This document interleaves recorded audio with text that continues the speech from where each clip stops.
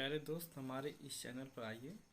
हम आज शुरू करने हैं सीटेट एग्ज़ाम 2024 में मैथ में मूल्यांकन चैप्टर पर अध्ययन करेंगे। मूल्यांकन क्या होता है, उपचार क्या, उसकी विधियां क्या है, इसके विषय में आइए हम कंप्यूटर की स्क्रीन पर चलते हैं।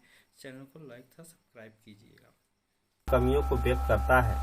निदानात्मक परीक्षाओं का मुख्य उद्देश्य शिक्षण अधिगम की परिस्थितियों को प्रभावशाली बनाना है। नैदानिक परीक्षण के उद्देश्य देखते हैं। निदान हेतु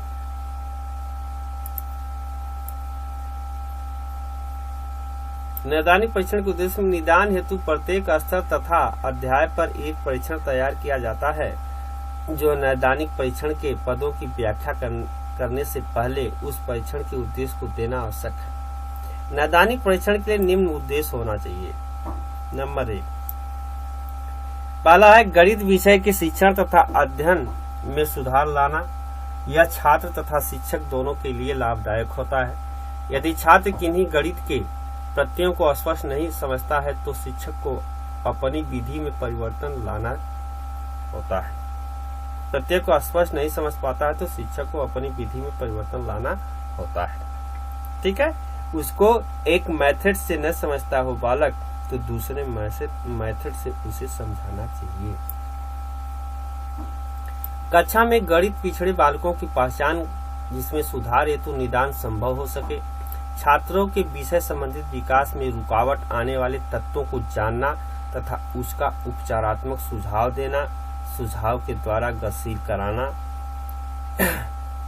अगली पॉइंट, अध्ययन पद्धतियों का दिशा निर्देशन कराना, गणित में कमजोरी आंकना और उसके आधार पर सामूहिक उपचारात्मक पद्धति अपनाना। पाठ्यक्रम तथा पाठ्य वस्तु में कमियों के आधार परिवर्तन लाना जिससे छात्र को के लिए उपयोगी हो। छात्र की कमियों को जानने हेतु उपयुक्त मूल्यांकन प्रक्रिया का प्रयोग करना। ये प्रमुख 7 कार्य जो है एक अध्यापक का होना चाहिए। निदान परख के पद, निदानात्मक परख के पद, आइए इसमें देखते हैं कितने होने चाहिए। इस पद में एक प्रकार की गलती से या 3-4 छोटे 2 प्रश्न तैयार किए जाते हैं। परख का प्रयोग तैयारी की गई परखों को छात्र के बड़े समूहों को दिया जाता है। गलतियों का पता लगाने से उपचार कार्य संभव होता है। गलतियों को एक साथ उनकी प्रकृति के अनुसार व्यवस्थित करना। अंत में प्रत्येक गलती के कारण का पता लगाया जाता है जिससे भविष्य में उन कारणों पर ध्यान रखा जाए और छात्र गलती न दोहरा सके। गणित में निदान हेतु पद, छात्रों का गणित में किन-किन पदों, प्रत्यय, चिन्हों तथा आदि छात्रों को सही ज्ञान न हुआ तो उनका पता लगाना। प्रत्येक पद, प्रत्यय, तथ्य, चिन्ह आदि कितने छात्रों को स्पष्ट नहीं है, इसमें छात्रों का प्रतिशत ज्ञात करके उच्च प्रतिशत से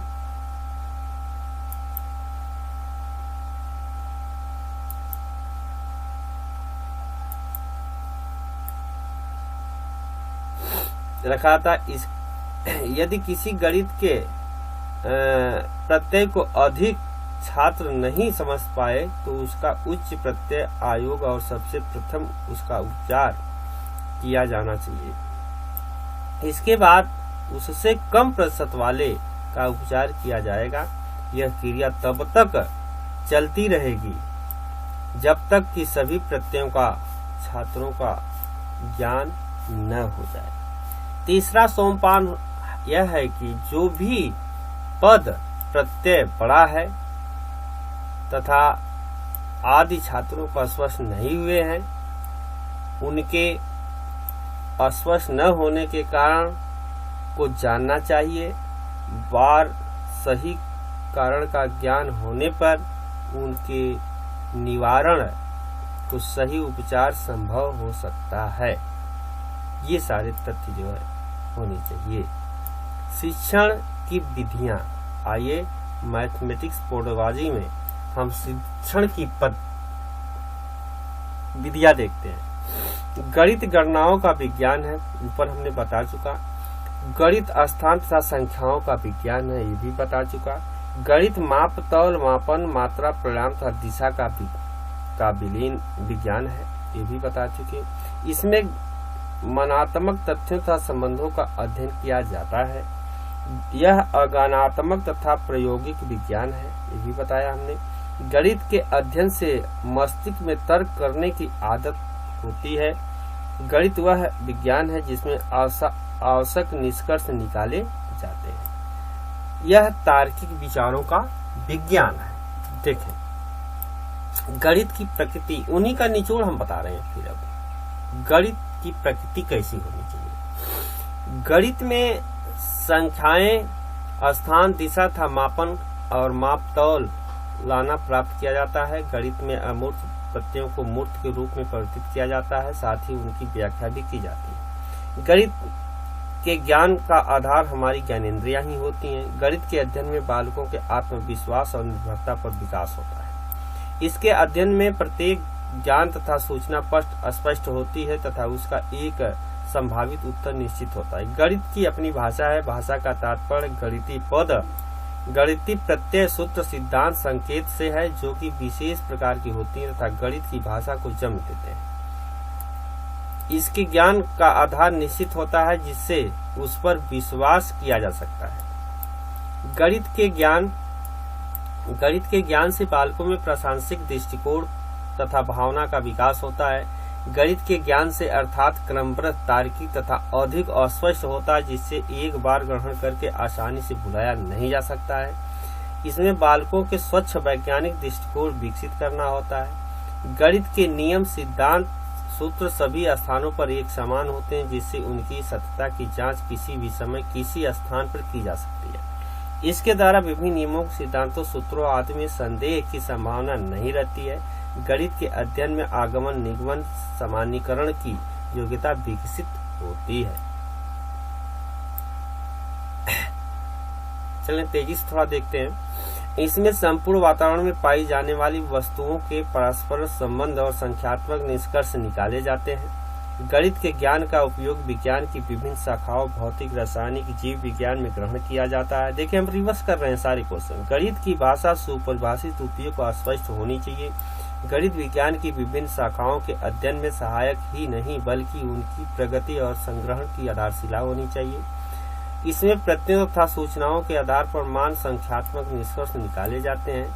तर्कपूर्ण सोच, गणित शिक्षण तर्क पर आधारित होती है, जिसकी पुष्टि निम्न बिंदुओं के आधार पर की जाती है। विज्ञान विषयों के आधार के रूप में गणित, भौतिकी शास्त्र, रसायन शास्त्र, नक्षत्र शास्त्र, चिकित्सा शास्त्र, भूगर्भ विज्ञान।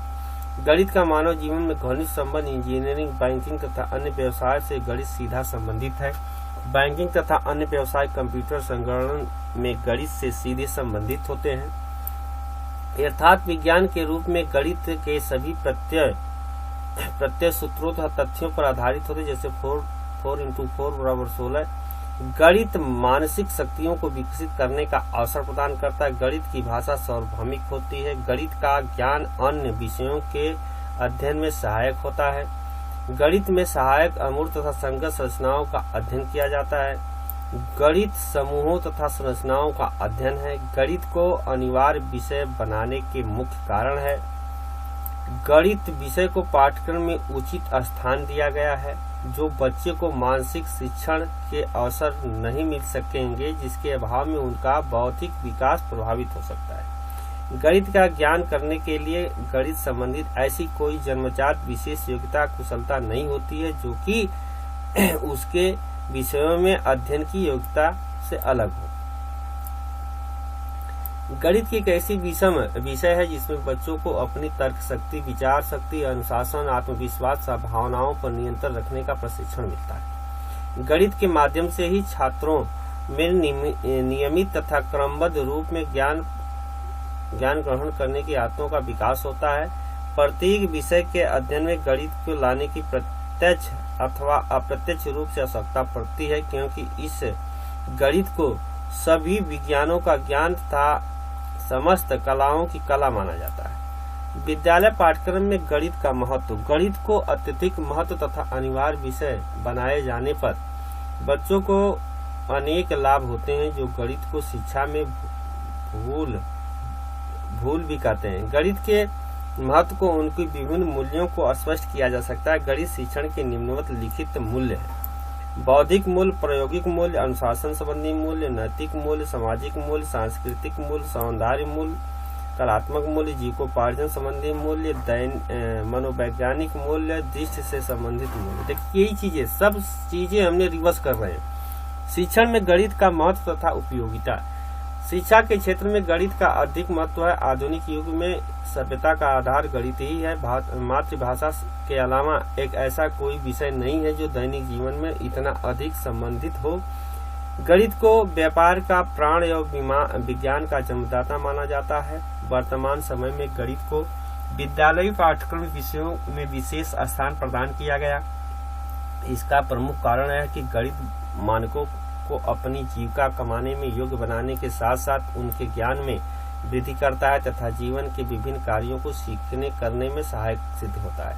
विद्यार्थियों को मानसिक विकास करके उनकी बुद्धि को प्रौढ़ बनाता है। यह विद्यार्थियों में स्पष्ट आत्मविश्वास, नियमितता, शुद्धता, एकाग्रता आदि गुणों को विकसित करता है तथा चरित्र के निर्माण में सहायक सिद्ध होता है। गणित का महत्व देखिए।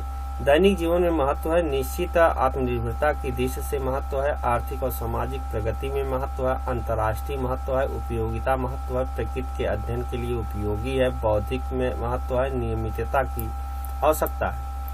गणित पाठ्यक्रम का निर्माण। किसी भी स्तर का पाठ्यक्रम निर्माण करते समय सामाजिक एवं सत्कर्ता सांस्कृतिक आधार को ध्यान में रखना अनिवार्य होता है। बालकों की मानसिक परिपक्वता, रुचि, ग्रहण शक्ति, जिज्ञासा आदि को ध्यान में रखना आवश्यक है। पाठ्यक्रम की आवश्यकता व महत्व। पाठ्यक्रम शिक्षा में उद्देश्यों की प्राप्ति सहायता करता है। शिक्षा की प्रक्रिया व्यवस्थित होती है। समय और शक्ति के सदुपयोग में मदद मिलती है। बच्चों की मनोवैज्ञानिक आवश्यकताओं की पूर्ति होती है। पाठ्य पुस्तक के निर्माण में मदद मिलती है। मूल्यांकन करने में आसानी होती है। पाठ्यक्रम का विकास। अमेरिका की गणितीय परिषद तथा गणित अध्यापकों की राष्ट्रीय परिषद ने 1933 में गणित का शिक्षा में स्थान का अध्ययन करने के लिए गणित के पाठ्यक्रम का निर्माण करने के लिए एक आयोग का गठन किया। आयोग ने निर्धारित किया कि पूर्व माध्यमिक स्तर पर छात्रों को निम्न बातों का ज्ञान होना चाहिए: जोड़, घटाव, गुणा, भाग में संचय की क्रियाओं पर अधिकार होना चाहिए। आधारभूत प्रत्ययों, प्रक्रियाओं, शब्दावली की जानकारी। किसी अंक का विभिन्न संख्याओं में स्थानीय मान जोड़ना तथा दशमलव प्रणाली का ज्ञान होना चाहिए। प्रमुख मापन की इकाइयों का ज्ञान में जीवन से संबंधित समस्याओं को हल करने में मापन तथा गणनाओं का प्रयोग करने की क्षमता। पूर्ण संख्या, साधारण भिन्नों तथा दशमलव भिन्नों की प्रक्रिया का ज्ञान। आयत, वर्ग, वृत्त, त्रिभुज, आयताकार, ठोस, गोल, घन आदि को पहचानना और उनकी प्राकृतिक सीखना। गणित और समग्र शिक्षा में स्थान अध्ययन कराने के लिए 1940 में ऐसी कमेटी गठित की गई थी। इस कमेटी का सुझाव यह था कि गणित के अध्ययन द्वारा छात्रों की आवश्यकताओं को संतुष्ट होना चाहिए कि मुख्य आवश्यकताएं निम्न क्या है, जिसमें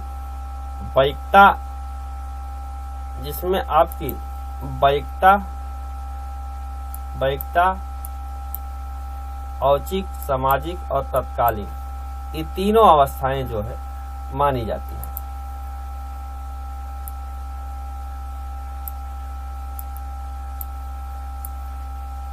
अब इसके बाद पाठ्यक्रम की रचना तथा निर्माण के प्रमुख सिद्धांत थे। किसी भी स्तर पर पाठ्यक्रम का निर्माण करते समय सामाजिक और सांस्कृतिक आधार को ध्यान में रखना अनिवार्य होता है।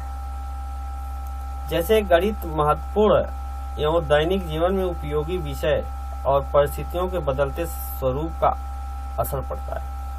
इस बात पर विशेष आग्रह चाहिए कि गणित सीखकर बालक दैनिक जीवन की समस्याओं को समाधान रूप से स्वयं हल कर ले।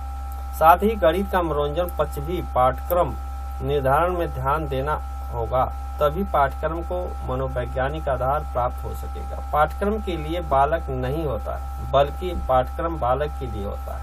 अतः पाठ्यक्रम निर्धारण में बालकों को मनोवैज्ञानिक आवश्यकताओं पर विचार करना आवश्यक है। पाठ्यक्रम निर्धारण के मुख्य सिद्धांत में बालक की शिक्षण का केंद्र माना है, उपयोगिता का सिद्धांत माना है, उच्च शिक्षा की आवश्यकता पूर्ति का सिद्धांत माना है। क्रियाशीलता का सिद्धांत है। अध्यापकों की राय लेने का सिद्धांत है। लचीलेपन का सिद्धांत है। आवश्यक समुदाय सदुपयोग का सिद्धांत है।